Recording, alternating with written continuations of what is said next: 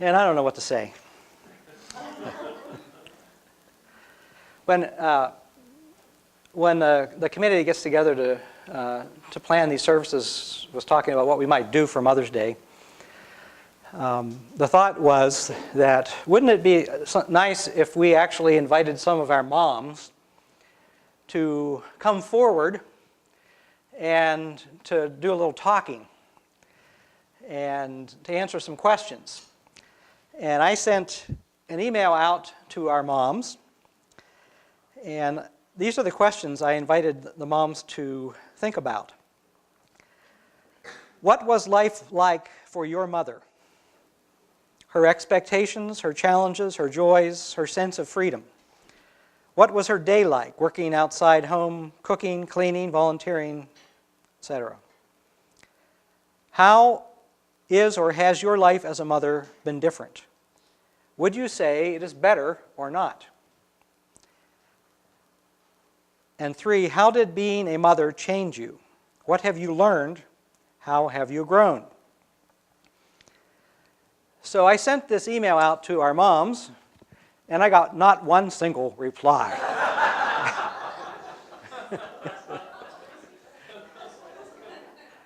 Mom's letting me down. So I wonder if there are any moms who would like to come up and sit up here and answer some of those questions. If not, I do have a plan B. Much less interesting, I must say. Anybody would like to come up? All right. I'll ask you some questions. Come on up. Anybody else? Actually, if I could have a couple, it would be helpful.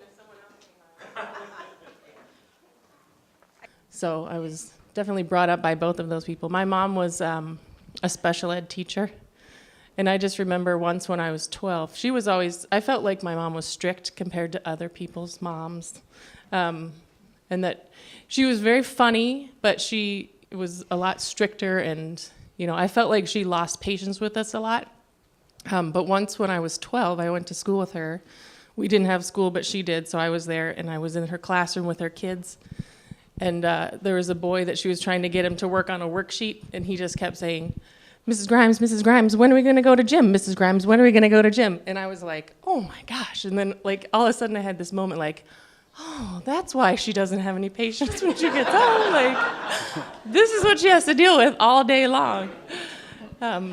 So it kind of made me feel a little bit more patience towards her and the way we interacted when she got home. But we have a relationship where we get along a lot better when we live 700 miles away from each other. As some people do. But I'm happy to still have that relationship with her. She comes out twice a year for the kids' birthdays and visits, and she's always been very strong and independent. She ruled the house the whole way growing up. It was always, ask your mother. I tried to slip it in with Dad because he was more lenient, but he didn't let me get away with it.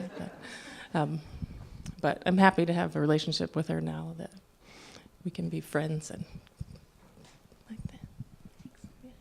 Hi, I'm Laura James, and my mom, she grew up in the Wild West of Montana, and her father, my grandpa Byron, he was a circuit dentist, so he'd get on his horse and he'd go around and he'd take care of everybody's medical needs.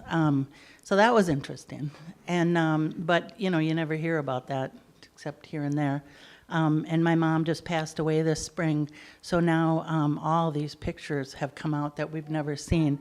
She was very unhappy with her childhood, and she was very unhappy right through her last days, and that's unfortunate. She went to nursing school at Bismarck, North Dakota, in late when you leave high school or something. I don't know, last years of high school. And then her family had moved to Minneapolis, so she went to vets. She went to school at the University of Minnesota, and she's very proud to say that she worked for the first heart surgeons. When they were figuring that out, she claims that. And then she was 26 and my father was 36, and they got married. They met at a church camp where my dad was director and she was the summer nurse that summer. So, and then there were 5 kids within 4 years because of twins. And my parents, neither one of them were really made for parenting.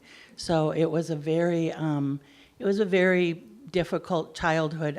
Everybody wanted attention, and we're all very, brilliant little blondes and brunettes, and we all talk over each other, and everybody's talented. Same with my parents. And my mom thought if she married this lawyer, because he's a patent attorney, and she's a nurse, and if they got married, then she'd be cool. She'd raise these kids who she didn't really want, and then she'd get Social Security. Well, my dad divorced her at 20 years, and so I'm so proud of her. She went, first she went through the nursing home thing to get back into the business, and then she worked in emergency rooms for 20-some years to get her pension. And I'm so proud of her that way. But she was always absent in her mind, and I know it's mental health stuff. So I just found my way through life, and I've done, I'm 57, and in a lot of ways, how people think they're behind. Well, I really am, but I'm not going to worry about it. And so with that, I'll pass. There you go. You can tell I do 12 steps. Hi, I'm Vita. My mom was the youngest child of immigrant parents who escaped Austria during the time of the Nazis. And she was called the walking encyclopedia. I feel really dumb in comparison to my mother. And she was supposed to, she got a Hunter College degree, worked as executive secretary in the Empire State Building on the 82nd floor, and high society life. Married young, divorced. Didn't learn that when she was 80, that she was divorced. There was a lie before that about it. But anyway, she did what she wasn't supposed to do. She married my dad, picked him up in Central Park. Sailor, over a beer. Long story. But they moved to Hokomo, Missouri, population 5, where she was hauling water from a well, and had Glenn and Lorraine 15 months apart, and moved to several states, like 15 different locations, and always trying just to make it, because Dad was a poor farmer, and but Mom always made home, home. And wherever we were, it was very special. We shared a lot of music. We shared a lot of stories. There were definitely ups and downs in my life with my mother. A complicated relationship, but I will always remember her and treasure our time. Back to Lindsay. So basically, because of time, I'm going to combine the second 2 questions. You can answer them both or any one of them that you want. How is or has your life as a mother been different? Would you say it's better or not? And how did being a mother change you? What have you learned? Okay. I think a lot of what I learned, of course, from my mom. So I said earlier that she felt kind of trapped at home with 3 kids. And eventually, now my dad is a wonderful man, but I don't think he realized how hard she was working with us kids. And eventually she threw a can of green beans at his head and said, there needs to be a change. She missed. And he said, oh, I guess you're right. We moved to Minnesota. She got a job as a kindergarten teacher, and then she got the first theology degree as a woman from Concordia. I guess she was the first woman to do that there. And then she got a degree in psychology, and so she really taught me that that once you're a mom, you're not trapped in a situation. You still get to be an individual. And so I'm a mom who works outside of the home. My son goes to a fabulous daycare. And so I don't think I would have been able to do that if I didn't take her lead. But the thing that I learned the most since I've become a mom is that constant, could I be doing this better? Could I be doing this better? Guilt about every tiny little thing that I heard that every mom felt. And I thought, yeah, I'll be fine. No, I mean, everything you think, is this the right way? Is this right? But then my mom said, well, as long as you love your kid, you can't do a whole lot that's all that wrong. And I calmed down. My mother said something similar about raising kids, that you can do it wrong half the time, and most kids will probably still turn out okay. Which I thought was pretty interesting. I also think in her world, and I remember her saying this, if you 3 kids grow up and have productive, happy lives, then I've done my life's work. So it was really clear to me that we were her product. We were what she was all about. And she did all these other things, worked and cleaned and all those things, but ultimately we were what mattered the most to her. My life has been really different from that because I ended up adopting 2 children from India who, as it turns out, both have special needs. I found out over the years that I'm not terribly suited to parenting. And then I became a single mom, and I really wasn't suited to that. And so I think I've done it wrong more than 50% of the time, and my children still struggle with all kinds of things, in part because of their needs, in part because of how I raised them. And yet my mother loved us kids. We struggled, and we were all bright and healthy and all that stuff. My kids don't have that going for them, but the love was still there. And that's the lesson I learned from my mom, is that you love your kids no matter what. And they're going to break your heart at some point, and you still love them. It's as simple as that. Can you repeat the question? Just a little bit. How has your life as a mother been different? Would you say it's better or not? And how did being a mother change you? What have you learned, or how have you grown?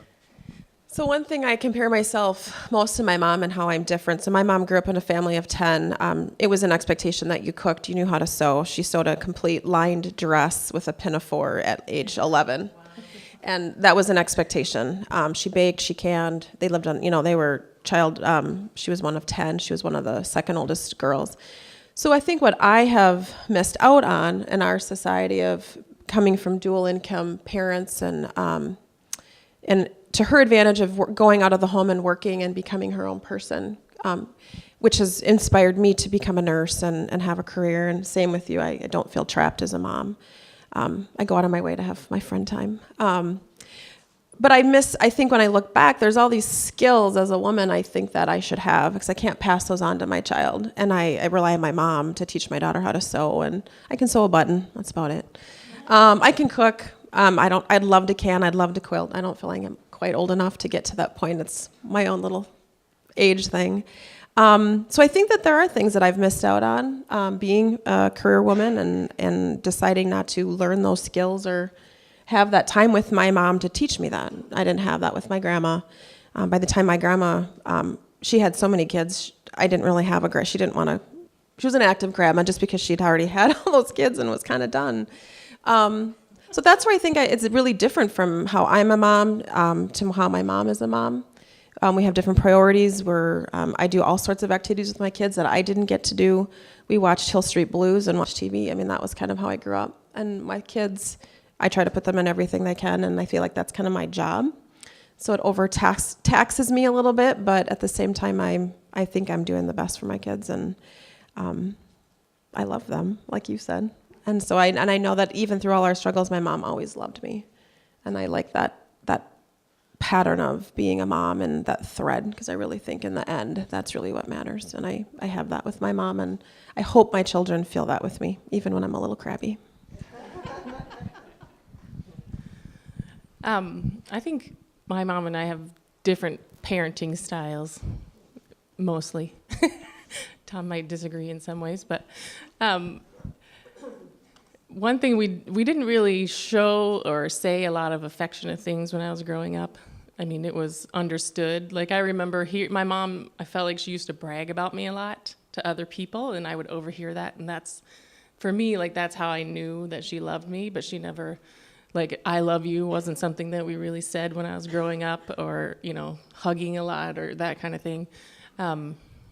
And I actually had some like girlfriends that I met in high school that were very affectionate, and I think I learned that more from them than I did from my family. In fact, my mom thought at one point that I was a lesbian because I had these girlfriends who hugged and kissed each other and, snuggled, that kind of thing. But children are very, very affectionate, and they love to hug and kiss, and I love that. I love that that's different about the way that I grew up. And I try to be, I remember she was very into like reverse psychology. And there was something that I tried out for, I don't even remember what it is now, but I tried out for something in high school and I didn't get it. And I remember being really upset, but I said to my mom, like, that's what you said. You said I wasn't going to get it. She goes, I know, but that was for make you try harder so that you could get it.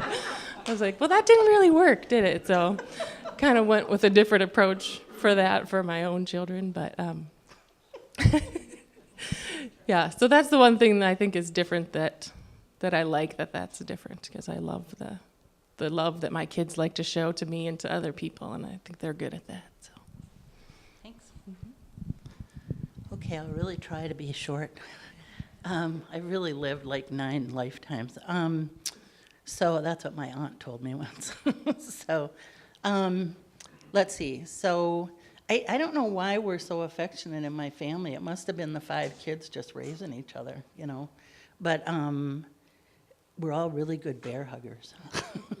But so my mom was unhappy, and appearance was just, you know, my goodness. It was all about being a little curly-haired blonde girl, and we had to look like the attorney's kids, even though we were really poor. If you didn't grab the food, it was gone, you know. And we were in South Minneapolis, and then moved out to Bloomington, 110th and Russell. And we've got the film of, you know, of the house being built up from the dirt into cement and then on up. And that was really cool, but again, like what you were saying, that there was one car, and Ma was trapped in the suburbs, the new suburbs, late 50s, and Dad drove an hour downtown on Nicollet Avenue from Bloomington, you know, because 35 wasn't put in until like the mid-60s. But anyway, so the good things that I remember about Mom are she was there when I was preparing for a role, and I did acting from like 6th grade through 10th grade, and I was really good. You know, I mean, it's like that was my place to shine, and I got support from her for that, and that was nice. I'd have little, you know, right into my early 20s where I'd go and I'd sing a whole bunch of songs, like kind of what Todd plays when he brings out the Beatles, you know. But so that felt really good, but it was tough to get a parent's attention by yourself.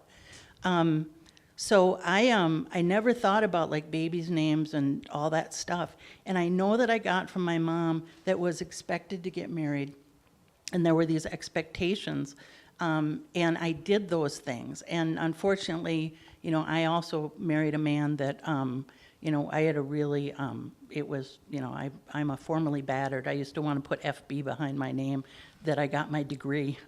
So, but now I got a whole bunch of other stuff in my life. So anyway, so I did the marriage thing, but I'm so surprised how much you take in relationships. And I learned to, you know, be told that I only got $20 a week for groceries, and you know, 5 of it was beer, and another one was gas. And I learned, you know, I just learned to accept all this. It's just nuts. You know, I eventually wrote a play called Battering the Comedy, and made jokes about all this stuff that you think is normal. It really was funny. So, but anyway, eventually I got divorced, and I found out I was a lesbian, and I know that if I had known those things then, I'm about the same age as Todd.